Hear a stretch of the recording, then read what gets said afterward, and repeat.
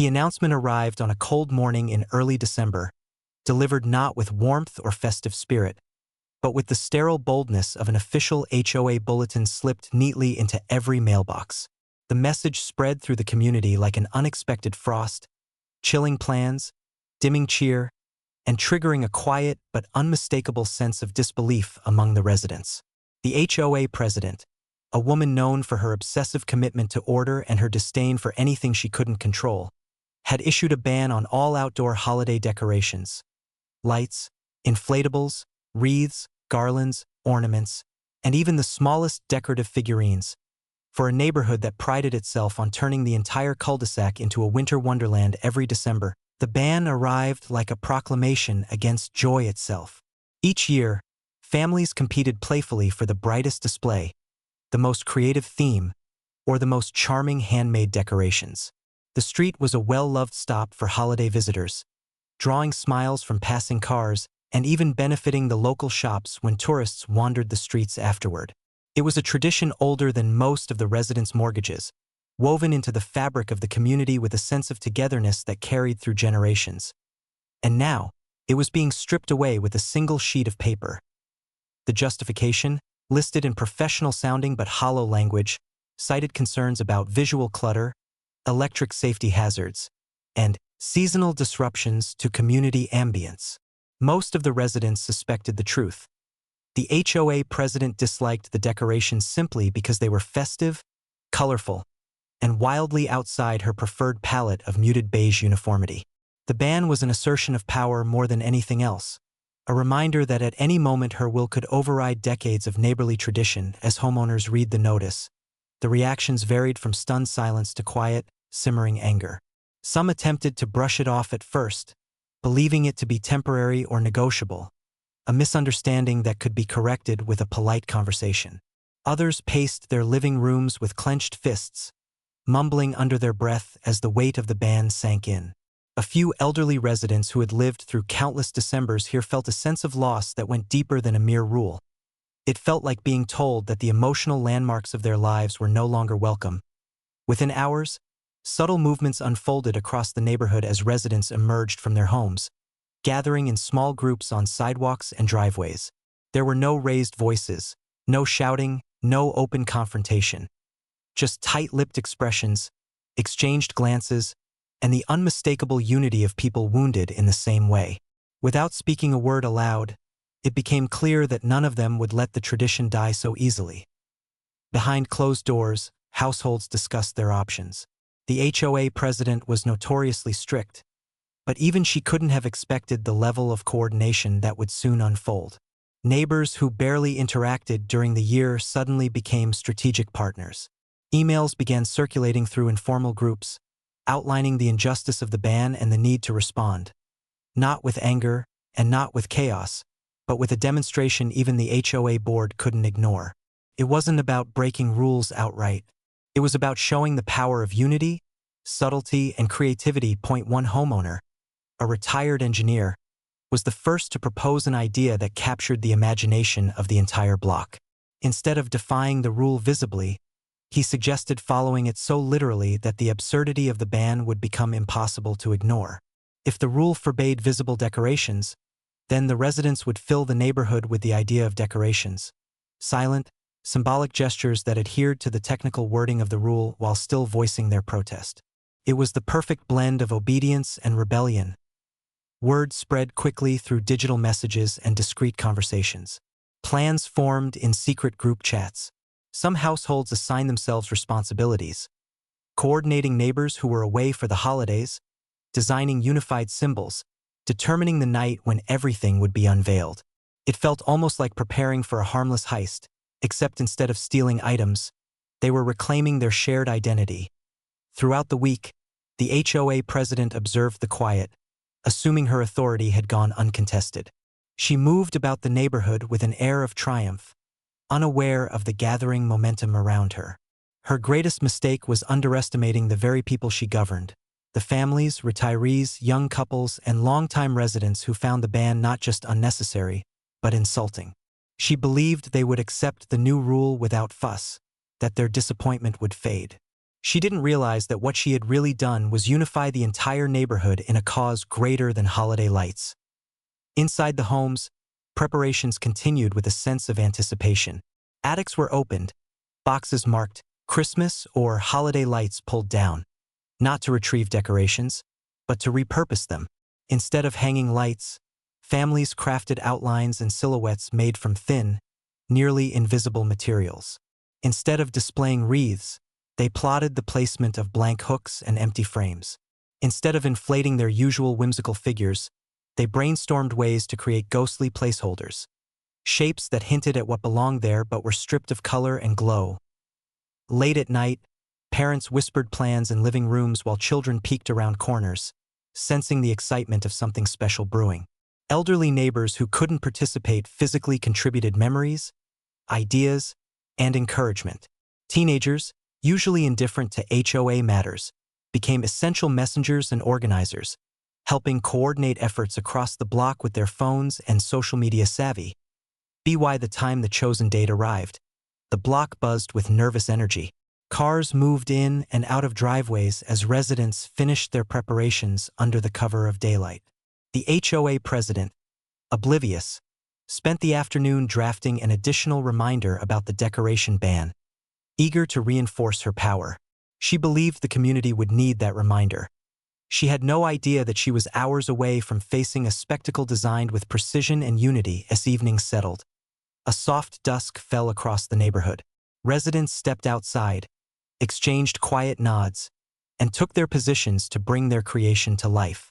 And as the first stars appeared overhead, the block prepared for a silent protest unlike anything the HOA or the internet had ever seen. Everything was in place. Everything was ready. The moment had arrived. As darkness wrapped the neighborhood in its cold December embrace, the block stood unervingly quiet. The usual sparkle of holiday lights was absent, but the stillness held a different kind of charge, one built on anticipation, unity, and a shared resolve. Inside each home, families waited for the precise moment they had agreed upon. The plan depended on timing, coordination, and the power of collective subtlety. This wasn't a loud protest, nor an act of open rebellion. It was a statement crafted with quiet brilliance. When the clock struck 8, the first garage door hummed open. Then another, and another. One by one, residents stepped outside, each holding the strange, carefully crafted items they had spent days preparing. Some carried thin wire frames shaped like reindeer or snowflakes, but completely undecorated and colorless. Others carried rigid outlines of Christmas trees made from white plastic rods, designed to appear like skeletal versions of their usual bright displays. A few brought out empty picture frames, wreath shapes made only of bare metal rings, and inflatable figures deflated and folded neatly into silent silhouettes. The streets slowly came alive, not with lights, but with outlines, forms, and shadows as the residents assembled their creations across lawns, driveways, and gardens. The neighborhood transformed into something surreal. Every missing decoration had a ghostly placeholder, a hollow shape that suggested what should have been there. The effect was eerie and mesmerizing all at once. The entire block looked like a holiday scene stripped of its color, drained of its joy, preserved only through the faintest hints of form and structure. It was a protest without a single spoken word, a haunting display of what the ban had taken from them. The HOA president, who lived 2 streets over, hadn't yet realized what was happening. But word of the activity traveled quickly through the community's private channels, and within minutes she emerged from her home with a flashlight in hand, eager to catch violators. What she found instead stopped her at the end of the street, leaving her briefly speechless. From her vantage point, the block looked like a frozen art installation. It was as if the entire neighborhood had been dipped in monochrome, leaving behind nothing but outline and intention.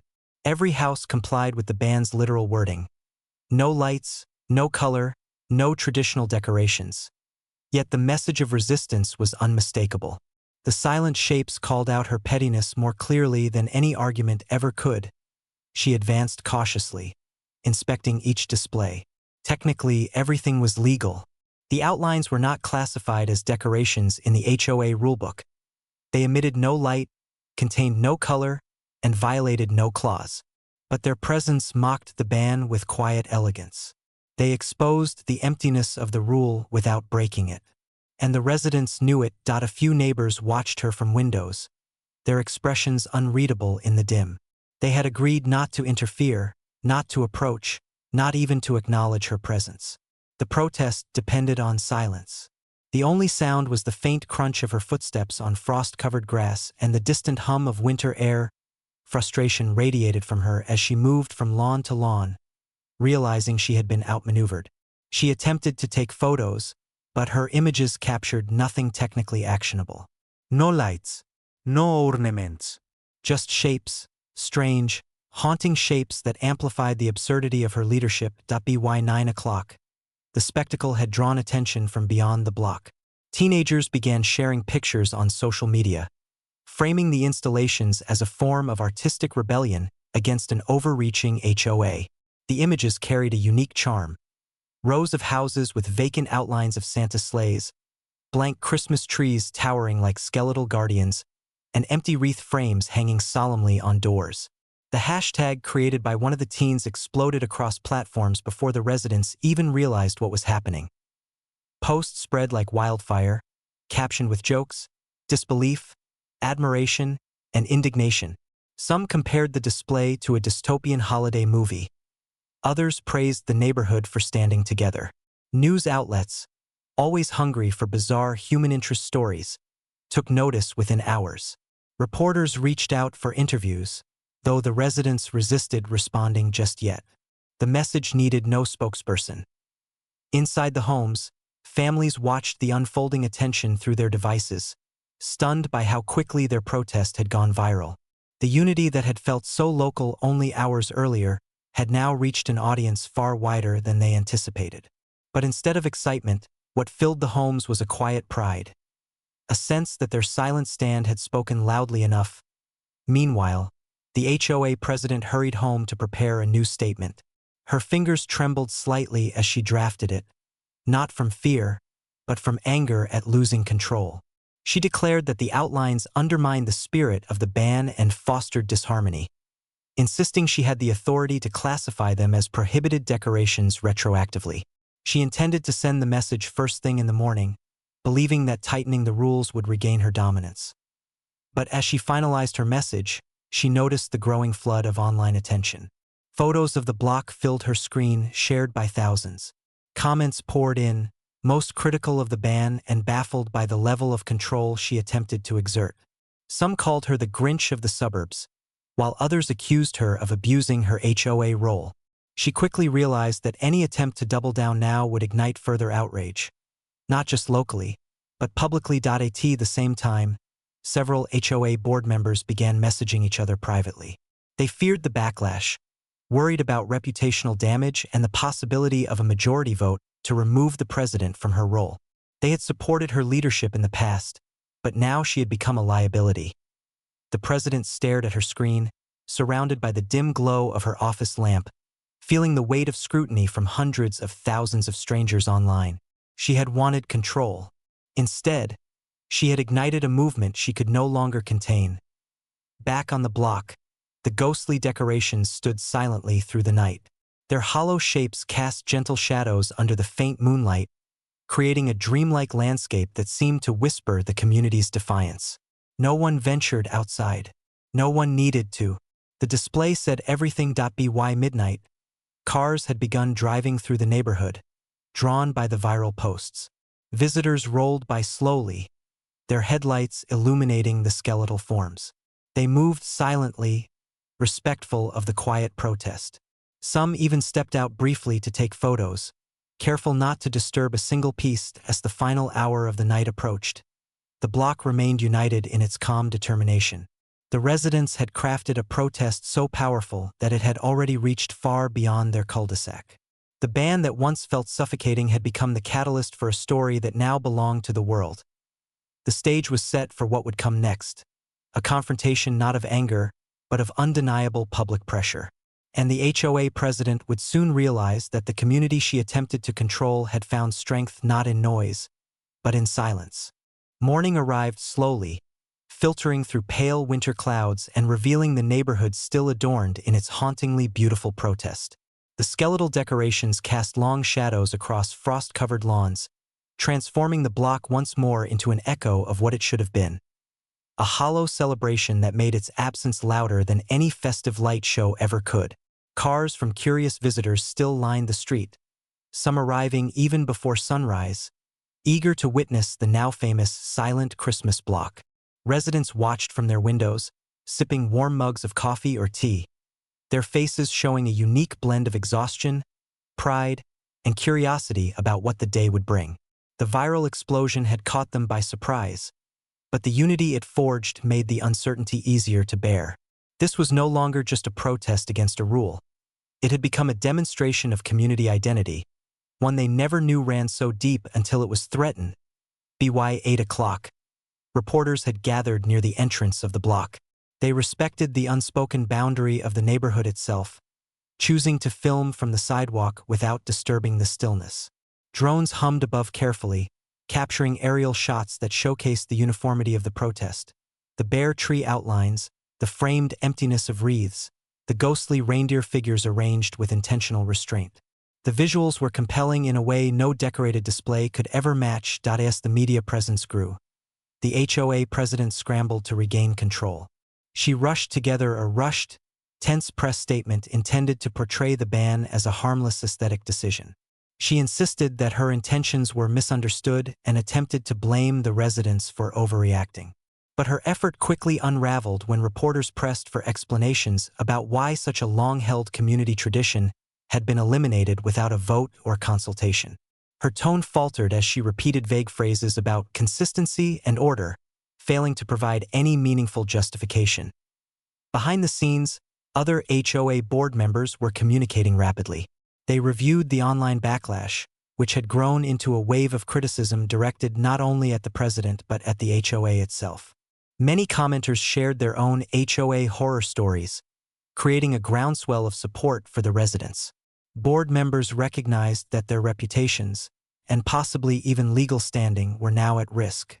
They could no longer defend the president's decision. By mid-morning, an emergency meeting was called, not in person, but through a quickly arranged video call, as the board sought to discuss the crisis away from prying eyes. Within minutes, the tone of the gathering made one thing clear: the president was losing her authority.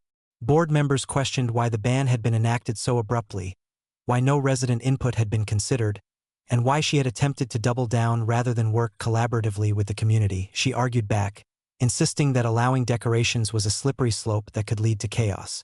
But her justification felt weak compared to the reality unfolding outside. The board recognized that the neighborhood was not in chaos. The protest was organized, disciplined, and rooted in unity, not rebellion. They saw clearly that the residents were not challenging the very concept of rules. They were challenging the misuse of power. By the end of the emergency meeting, the decision was made. The ban would be fully rescinded, effective immediately. Furthermore, a formal vote would be scheduled at the next HOA session to determine whether the president would remain in her position. The majority leaned toward removal. Their patience had worn thin. The president had not just overstepped. She had risked the reputation and stability of the entire HOA. But before announcing the decision, the board wanted to deliver it with care. They knew the residents deserved more than a reversed rule. They deserved acknowledgement, respect, and recognition for the way they handled the situation. Late that morning, the board walked onto the block as a group. There was no dramatic entrance, just a quiet procession of individuals who were ready to face the community. Residents stepped outside slowly, drawn by curiosity. They gathered on sidewalks and driveways, standing near their ghostly displays. The street, once cold and empty under the rule, now felt alive with shared anticipation. The board spokesperson addressed the neighborhood, not with pomp or excuses, but with a humble clarity. They announced the full reversal of the decoration ban effective immediately, thanking the residents for their patience and acknowledging the protest as both respectful and impactful. They assured everyone that the decision to ban decorations had not reflected the board's collective stance, and that steps were being taken to ensure such unilateral decisions could no longer be made in the future.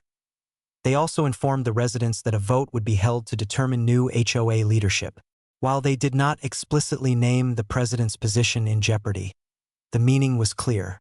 The president was present during the announcement, standing stiffly among the board, her expression a mix of defeat and simmering anger.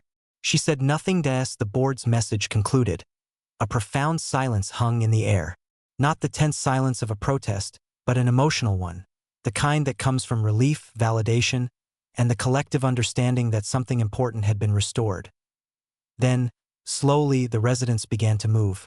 Some walked toward their skeletal displays, touching the wire outlines and barren frames as if saying goodbye. Others looked to their neighbors with subtle, knowing smiles. Without a single word exchanged, the block shifted from protest mode into celebration mode. Within minutes, garages opened again, and the air filled with the sounds of boxes being pulled out and unwrapped. Families worked together to transform their hollow outlines into fully realized decorations. Lights were strung, colors returned, inflatables rose triumphantly, and wreaths blossomed into their vibrant, traditional shapes. What had been eerie and monochrome turned warm and radiant as the neighborhood reclaimed its holiday identity. Visitors who remained on the street watched with growing excitement as the block came alive before their eyes. Reporters captured the transformation, contrasting the earlier haunting stillness with the now bursting glow of restored Christmas spirit. It wasn't just beautiful. It was symbolic. By nightfall, the block shone brighter than it ever had before. Every home glimmered with lights, ornaments, and celebratory displays that reflected not only the holiday, but the journey the community had endured together. Cars drove slowly through again, but this time the atmosphere was cheerful, filled with the soft sounds of admiration and wonder. Inside each home, families celebrated with renewed warmth. Children marveled at the decorations they had missed. Adults felt a renewed sense of community pride, and even the skeptics among them couldn't deny the magic of what they had accomplished. The HOA president, meanwhile, remained inside her home, her windows dark. She was left to reflect on the consequences of her decisions, the unity she had underestimated, and the authority she had lost. Her ban had sought to silence the holiday spirit, but in the end, it had amplified it instead as the night deepened and the lights shimmered across the snow-dusted lawns.